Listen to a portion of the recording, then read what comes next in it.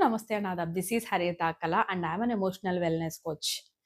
ఒకరోజు ఒక కుండలు తయారు చేసే ఆయన కుండలు తయారు చేస్తూ ఉంటాడు.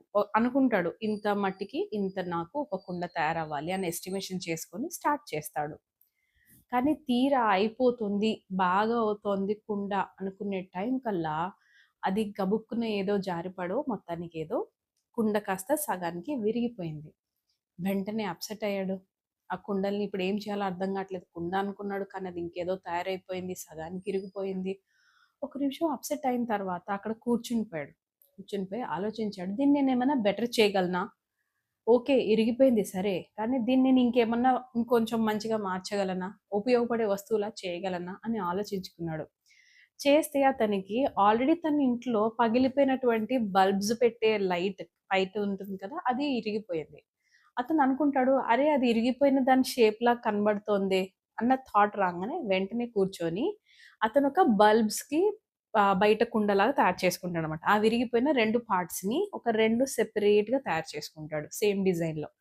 అది చూడ్డానికి ఎంత బావుంటుందంటే అతనికే నచ్చి దాన్ని ఇంటి బయట వేలాడదీసుకుంటాడు. రోజు అది చూసినప్పుడల్లా అతనికి చాలా సంతోషంగా ఉంటుంటుంది. సో, ఈ స్టోరీని ఇక్కడ ఎందుకు చెప్పానంటే మన ప్రతి లైఫ్‌లో కూడా మనందరి లైఫ్‌లో ఆల్‌మోస్ట్ రిలేషన్‌షిప్స్‌లో బ్రేకప్స్ ఆర్ కామన్. అది ఏ రిలేషన్‌షిప్‌లో ఉన్నారు అన్నది నేను వదిలేస్తాను దానికి. బట్ జనరల్‌గా లవ్ బ్రేకప్స్ అయినప్పుడు మనకెలా అనిపిస్తూ ఉంటుందంటే, ఇంక అయిపోయింది నా లైఫ్. నెక్స్ట్ ఫర్దర్ లైఫ్‌లో నాకింకే ఫ్యూచర్ లేదు. వచ్చిన వాళ్ళు గూడా మళ్ళీ నాతోని ఇలానే ఉంటారు. నాకక్కడ హోప్ కనిపించట్లేదు. So, let's not marry. నేను మ్యారేజ్ చేసుకోను అంటున్న వాళ్ళు కొంతమంది. మ్యారేజ్ బ్రేక్ అయిన తర్వాత నేను ఇంకో మ్యారేజ్ చేసుకోను. నమస్తే. నేను ఇలానే సింగిల్‌గా ఉంటాను అంటున్న వాళ్ళు ఇంకొంతమంది. సో, నేనేమంటున్నానంటే love breakups pain is common. నేను ఆ బ్రేకప్ పెయిన్‌ని తప్పు పట్టను. అండ్ అది genuine feeling. I know how it pains. కానీ నేనిప్పుడు ఏమంటున్నాను, నా కౌన్సెలింగ్ సెషన్స్‌కి ఒక్కసారి అటెండ్ అవ్వండి. కింద డిస్క్రిప్షన్ లింక్‌లో ద్వారా. నంబర్ 1 మనమే క్రియేట్ చేసుకుంటాం మన లైఫ్‌లో బ్లాకేజెస్.